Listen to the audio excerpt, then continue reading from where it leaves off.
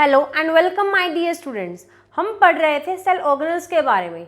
Last lecture में हमने ribosome, Golgi and lysosomes के बारे में पढ़ा था।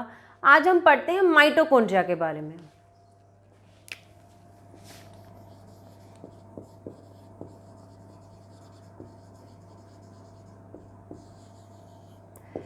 जो माइटोकॉन्ड्रिया होती है ये रोड लाइक सेल ऑर्गेनल होती है। हम इसको कह सकते हैं कि रोड लाइक स्ट्रक्चर होती है दैट हैव टू मेम्ब्रेन। इसकी दो मेम्ब्रेन होती हैं, ठीक है। जो इसकी आउटर मेम्ब्रेन होती है वो स्मूथ एंड पोरस होती है एंड जो इनर मेम्ब्रेन होती है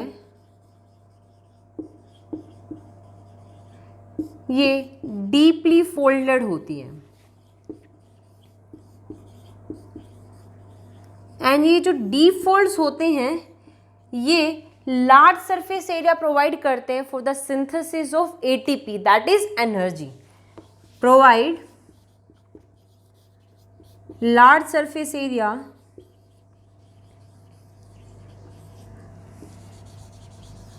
for synthesis of ATP, ठीक है। अब दो टर्म होते हैं, फर्स्ट इज क्रिस्टे। अब ये क्रिस्टे क्या होते हैं? सपोज ये माइटोकॉन्ड्रिया है। ये माइटोकॉन्ड्रिया की जो इनर लेयर है ये क्या बनाती है? डीप फोल्ड्स बनाती है। इन डीप फोल्ड्स को हम क्या कहते हैं? जो ये डीप फोल्ड्स हैं इनको कहते हैं हम क्रिस्टे, ठीक है। The deeply folded structures formed by inner membrane of mitochondria is called cristae, ठीक है। एंड नेक्स्ट आता है मैट्रिक्स। अब जो इनर मेम्ब्रेन के अंदर जो ये स्पेस प्रेजेंट है इसको हम क्या कहते हैं? Matrix. So this is matrix. The space, और जो स्पेस होता है ये फ्लूइड फिल्ड होता है enclosed bye inner membrane is called matrix. उसको हम क्या कहते हैं? मैट्रिक्स कहते हैं, ठीक है। तो ये हो गया हमारे माइटोकॉन्ड्रिया का स्ट्रक्चर। अब हम पढ़ते हैं माइटोकॉन्ड्रिया क्या फंक्शन परफॉर्म करती है।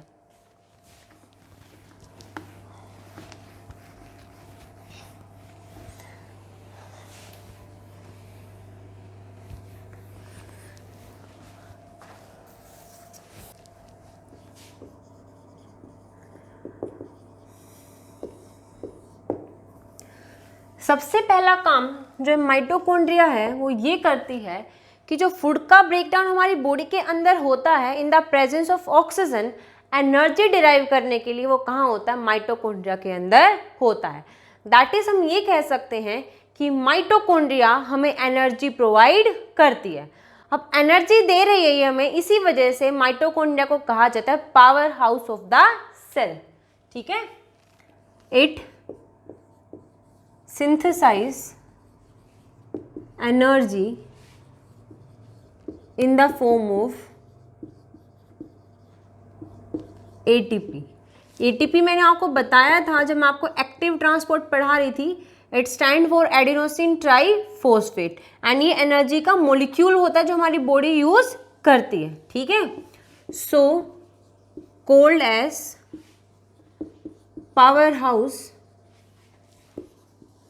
Of the cell. ठीक है।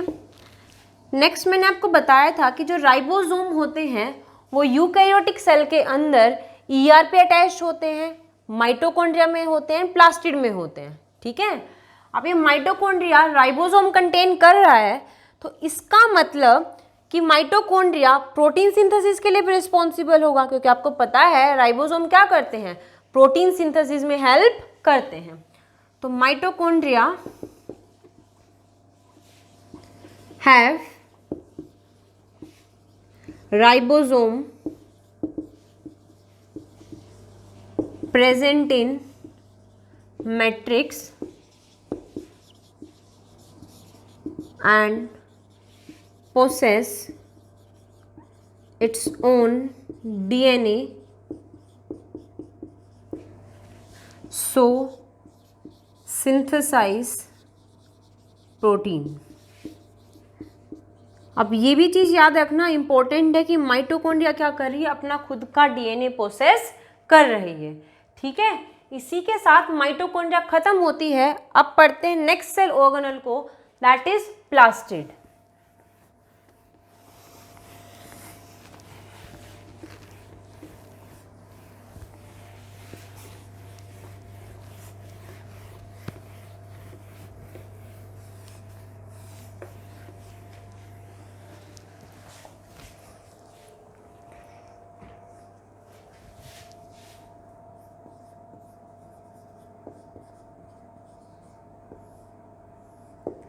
ठीक है। अब जो प्लास्टिड होते हैं they are present only in plant cell, सिर्फ प्लांट सेल के अंदर ये प्रेजेंट होते हैं एंड एनिमल सेल में ये एब्सेंट होते हैं। ठीक है। अब ये प्लास्टिड 3 टाइप्स के होते हैं, क्लोरोप्लास्ट, ल्यूकोप्लास्ट एंड क्रोमोप्लास्ट। तीनों प्लास्टिड अलग अलग काम कर रहे होते हैं। अगर मैं क्लोरोप्लास्ट की बात करूं तो इसके पास क्लोरोफिल होती है। क्लोरोफिल एक तरीके की ग्रीन पिगमेंट होती है। ठीक है। अब इस क्लोरोफिल की वजह से जो प्लांट है उसके पास क्या आता है, ग्रीन कलर आता है। तो क्लोरोप्लास्ट क्या करता है, गिव ग्रीन कलर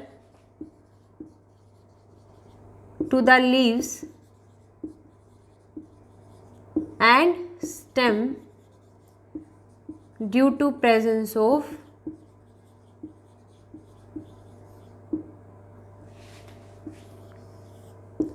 क्लोरोफिल। ठीक है। अब एक और चीज क्लोरोफिल करती है, जो फोटोसिंथेसिस होकर होती है वो कहाँ होती है, क्लोरोफिल के अंदर। मतलब ये क्लोरोफिल सनलाइट को एब्जॉर्ब करने के लिए रिस्पॉन्सिबल होती है।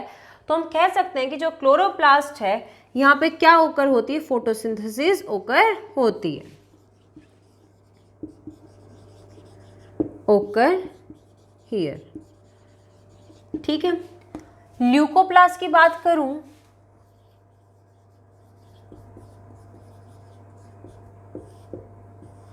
तो ये जो ल्यूकोप्लास्ट होते हैं ये कलरलेस प्लास्टिड होते हैं।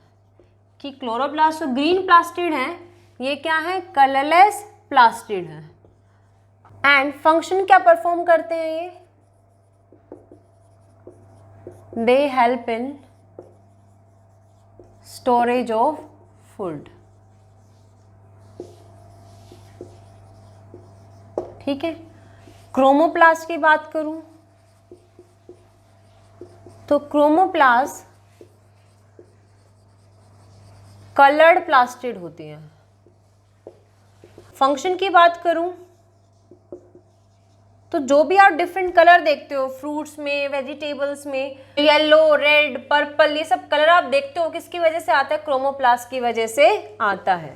ठीक है। Provide colour to fruits, vegetables and flowers. ठीक है, तो क्लोरो तो ग्रीन कलर की प्लास्टिड एंड फोटोसिंथेसिस में रिस्पॉन्सिबल होती है, ल्यूकोप्लास्ट कलरलेस होती हैं एंड स्टोरेज के लिए रिस्पॉन्सिबल होती हैं, क्रोमोप्लास्ट बहुत सारी कलर्ड पिगमेंट को स्टोर करती है एंड बहुत सारी कलर जो हम देखते हैं फ्लावर फ्रूट्स के उसके लिए रिस्पॉन्सिबल ये होती है। अब जो क्लोरोप्लास्ट है ये क्या कर रही है, फोटोसिंथेसिस करवा रही है, मतलब फोटोसिंथेसिस के अंदर हो रही है। अब फोटोसिंथेसिस से होता क्या है, प्लांट के अंदर खाना बनता है, हमारे घर में खाना कहाँ बनता है, किचन में। तो इसी वजह से कि यहाँ फोटोसिंथेसिस हो रही है, क्लोरोप्लास्ट को क्या कहा जाता है, किचन ऑफ द सेल कहा जाता है। ठीक है, यहाँ हम लिख सकते हैं इसको यहीं पे, so called as kitchen of the cell. ठीक है, अगर मैं फंक्शन की बात करूं कि प्लास्टिड क्या फंक्शन परफॉर्म कर रहे हैं, तो पहला फंक्शन आ जाता है कि जो फोटोसिंथेसिस है या फूड की फॉर्मेशन है वो कहाँ हो रही है, प्लास्टिड के अंदर होकर हो रही है। ठीक है, तो हम लिख सकते हैं इट हेल्प इन फोटोसिंथेसिस।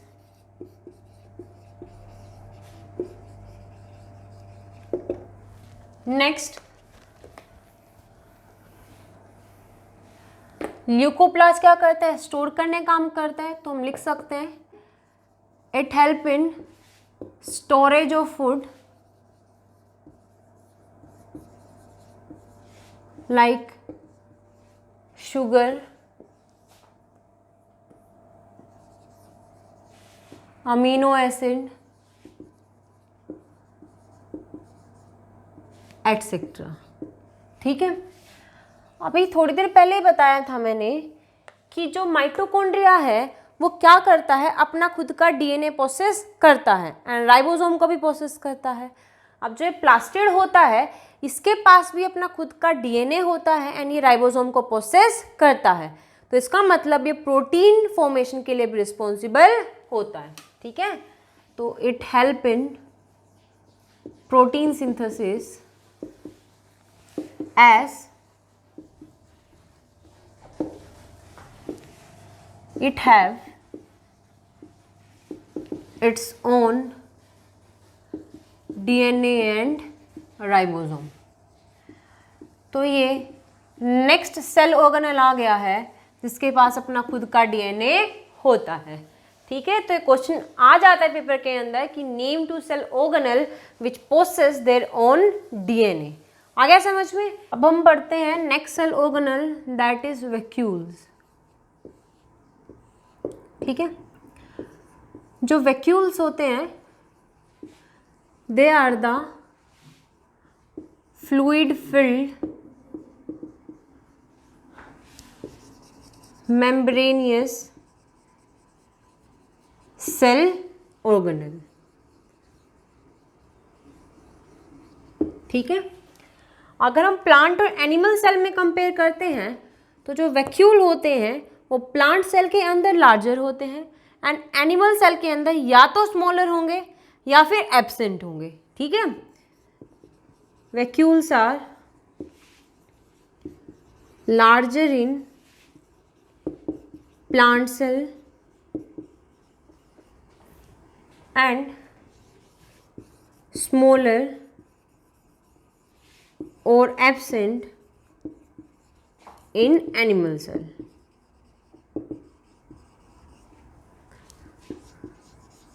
ठीक है, अब जो वैक्यूल बहुत लार्ज साइज के हैं इसी वजह से मैंने आपको बताया था कि प्लांट सेल के अंदर जो न्यूक्लियस है वो पेरिफेरी पे होता है एंड एनिमल सेल के अंदर वो सेंटर में लोकेटेड होता है। ठीक है, due to which nucleus in plant cell is located at periphery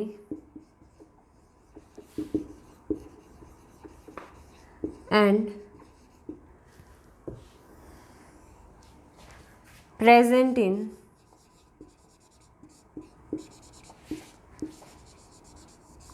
centre in animal cell. ठीक है, इस वैक्यूल की जो मेम्ब्रेन होती है उसको कहते हैं हम टोनोप्लास्ट। ठीक है, the membrane of vacuole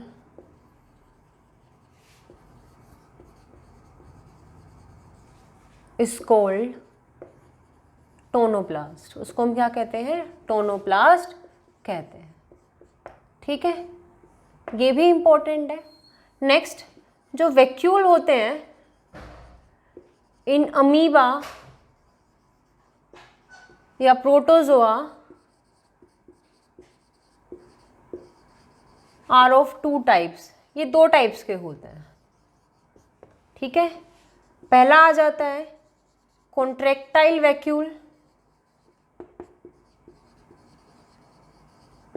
and second आ जाता है फूड वैक्यूल। जो कॉन्ट्रैक्टाइल वैक्यूल है ये मूवमेंट में हेल्प करता है एंड जो फूड वैक्यूल है ये हेल्प करता है in digestion of food.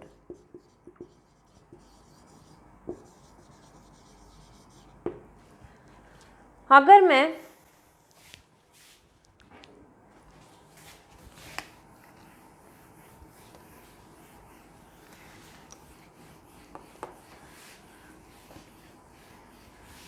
Vacuole के फंक्शन की बात करूं कि प्लांट सेल के अंदर क्या काम करता है एंड एनिमल के अंदर क्या काम करता है। ठीक है, यहाँ पे ये डाइजेशन के साथ साथ इंजेशन का भी काम करता है। इंजेशन मतलब इनटेक ऑफ फूड।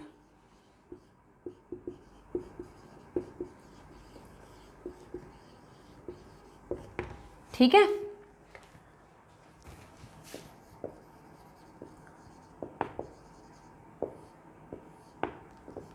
तो पहला फंक्शन अगर मैं प्लांट सेल के अंदर बात करूं या प्लांट्स के अंदर बात करूं तो वैक्यूल वहां पे possess cell sap. Cell sap मतलब फ्लूइड। ठीक है, उसको पोसेस करता है which provide rigidity to the cell.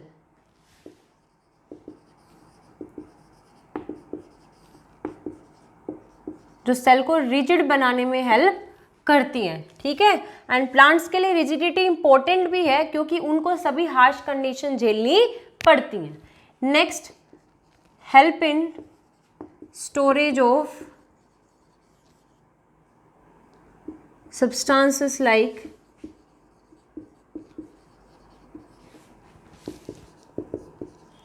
amino acid, sugars and proteins। ठीक है, अगर मैं एनिमल सेल के अंदर बात करूं कि ये क्या फंक्शन परफॉर्म कर रहा है तो एनिमल सेल के अंदर ये दो फंक्शन परफॉर्म करता है। पहला आता है it maintains water balance and next it help in ingestion of food. Example अभी बताया मैंने, अमीबा।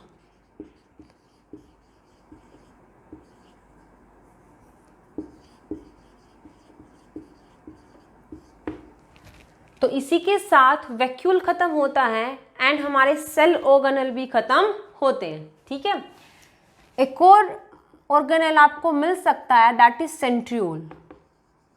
ये सेंट्रियोल प्रेजेंट होते हैं ओनली इन एनिमल सेल।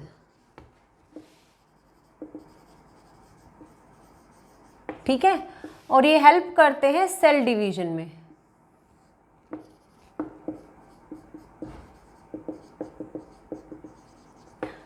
तो यहाँ पे हमारे सेल ऑर्गेनल खत्म होते हैं एंड सेल का स्ट्रक्चर भी फिनिश होता है। अब पढ़ते हैं difference between plant and animal cell.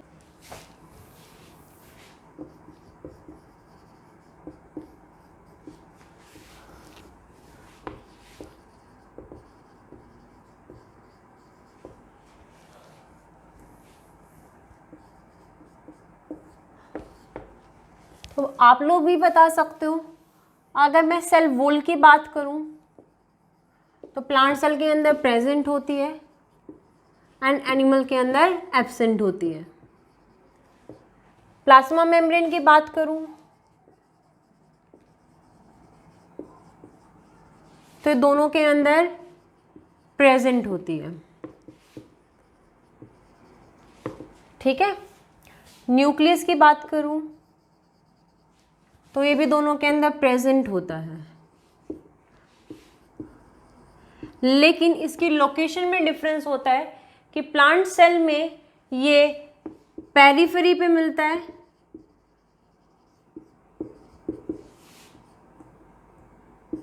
And animal cell में एट सेंटर मिलता है।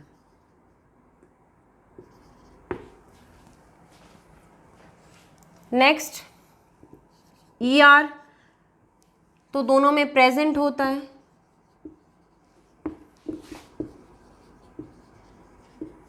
वैक्यूल की बात करते हैं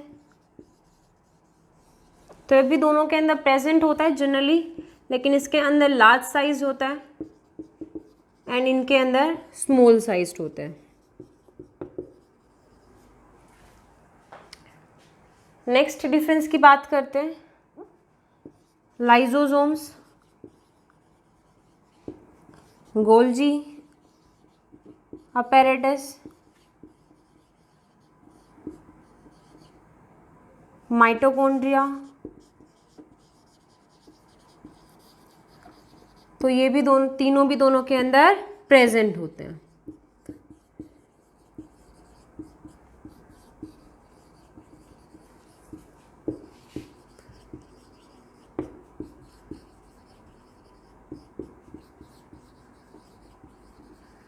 नेक्स्ट प्लास्टिड,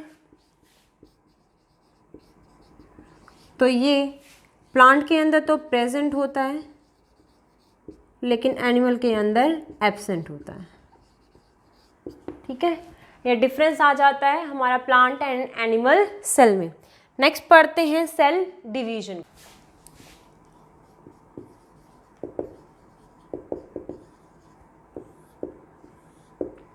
ठीक है, सेल डिवीजन होती क्या है? सेल डिवीजन एक प्रोसेस होता है of formation of new daughter cells from mother cell. ठीक है, कि मदर सेल से नए डॉटर सेल का बन जाना क्या होता है? सेल डिवीजन होता है। इंपॉर्टेंट क्यों है सेल डिवीजन? इसका सिग्निफिकेंस क्या है? जो सेल डिवीजन होती है, it help in cell repair by forming new cell which replaces old या damaged या injured cells। ठीक है, नेक्स्ट जो गैमेट्स बनते हैं, मेल के अंदर स्पर्म एंड फीमेल के अंदर एग, उसके लिए भी कौन रिस्पॉन्सिबल होती है? सेल डिवीजन रिस्पॉन्सिबल होती है। It help in gamete formation in sexually reproducing organism.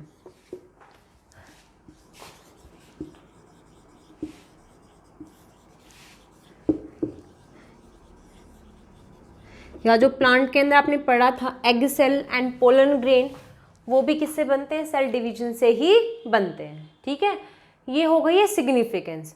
अगर मैं सेल डिवीजन के टाइप की बात करूं तो सेल डिवीजन दो टाइप की होती है, माइटोसिस एंड मियोसिस। ठीक है, इनको पढ़ते हैं एक बार।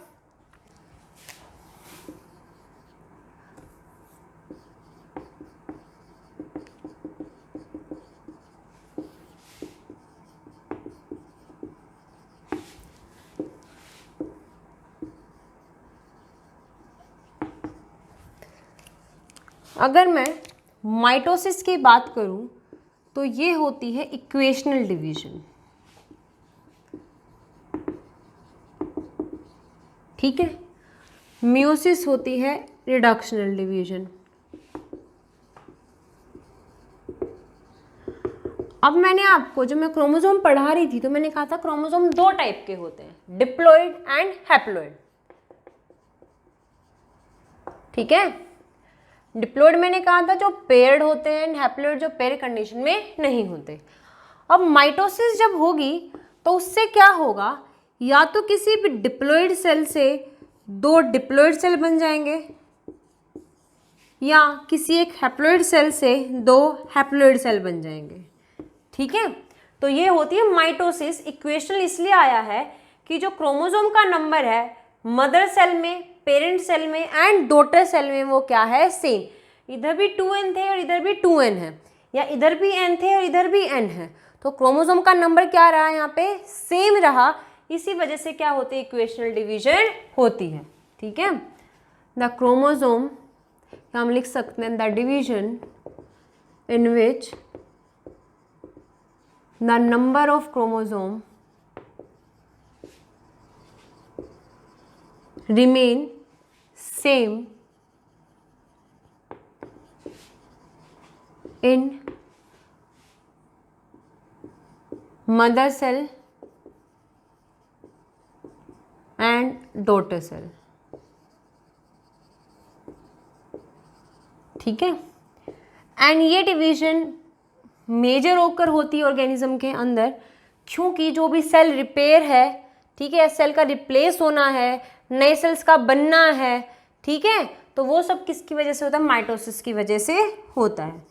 तो mitosis help in cell growth and cell repair,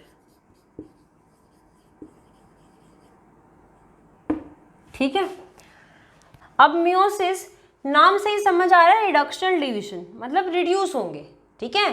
क्या होंगे, क्रोमोसोम रिड्यूस हो जाएंगे मदर सेल में एंड डॉटर सेल में, कि अगर जो पेरेंट वो डिप्लॉइड है तो जो नेक्स्ट सेल बनेंगे वो क्या बनेंगे, हैप्लॉइड। जो क्रोमोसोम नंबर है वो क्या हो जाता है, हाफ हो जाता है, ठीक है। अब जो मियोसिस है ये 2 स्टेजेस में ओकर होती है, मियोसिस 1 एंड मियोसिस 2। अब 2 स्टेज क्यों आए, अब ध्यान से सुनना। कोई भी सेल डिवाइड करने से पहले अपने क्रोमोसोम को डबल करता है, ठीक है। यही रीजन है कि यहाँ पे अगर 2n क्रोमोसोम थे तो 2n इधर आ पाए, 2n इधर आ पाए, कि अगर इधर 46 थे तो 46 इधर आ पाए एंड 46 इधर आ पाए। आपके पास मान लो कुछ डॉक्यूमेंट है, ऐसा कैसे पॉसिबल हो सकता है कि आप उस एक ही डॉक्यूमेंट को दो अलग अलग इंसानों को दे दो, ठीक है, कि उस एक ही डॉक्यूमेंट को उसको भी हैंड ओवर कर दो और उसको भी हैंड ओवर कर दो। वो चीज़ तो तब पॉसिबल है जब आपके पास आपके डॉक्यूमेंट की एक और कॉपी हो, कि एक आपने उसको हैंड ओवर कर दी और एक आपने दूसरे को हैंड ओवर कर दी, ठीक है। अब इसी वजह से ये क्या करते हैं, ये अपनी कॉपी बनाता है कि एक यहाँ आ जाए, एक यहाँ आ जाए, ठीक है, कि 46 थे, 46 और हो गए, इधर आ गए 46 और इधर आ गए 46, ऐसे इधर इसकी एक कॉपी बनी, एक इधर आ गई और एक इधर आ गई। अब यहाँ पे क्या होगा, मान लो जो सेल है वो कैसा है, 2n, ठीक है। जैसे ही मियोसिस 1 फिनिश होगी, जो सेल बनेंगे वो कैसे बनेंगे, 2n। क्यों, क्योंकि इसकी एक कॉपी बन गई थी, एक कॉपी यहाँ आ जाएगी और एक कॉपी यहाँ आ जाएगी, लेकिन ये तो डिप्लॉइड नहीं बने, मतलब जो क्रोमोसोम नंबर है वो हाफ नहीं हुआ। तो इससे क्या होता है, जैसे ये 2 सेल बनेंगे, ये क्या जाएंगे, ये एक और मियोसिस जाएंगे एंड क्या बना लेंगे, n एंड n। ये भी क्या बना लेगा, n एंड n। ये होती है मियोसिस 2, कि एक डिप्लॉइड सेल से 4 हैप्लॉइड सेल की फॉर्मेशन होती है, ठीक है। जैसे ये सेल डिवाइड करेगा, 2 डिप्लॉइड सेल बनेंगे, जैसे वो सेल बने हैं वो सेकंड मियोसिस जाएंगे, 4 हैप्लॉइड सेल की फॉर्मेशन ये कर लेंगे, ठीक है। क्लियर है इतना, तो याद रखना कि माइटोसिस के बाद तो एक सेल से 2 सेल बनते हैं एंड मियोसिस कंप्लीट होने के बाद 1 से 4 सेल की फॉर्मेशन होती है। ठीक है। अब जो मियोसिस है इसको हम डिफाइन कैसे कर सकते हैं? The division in which chromosome number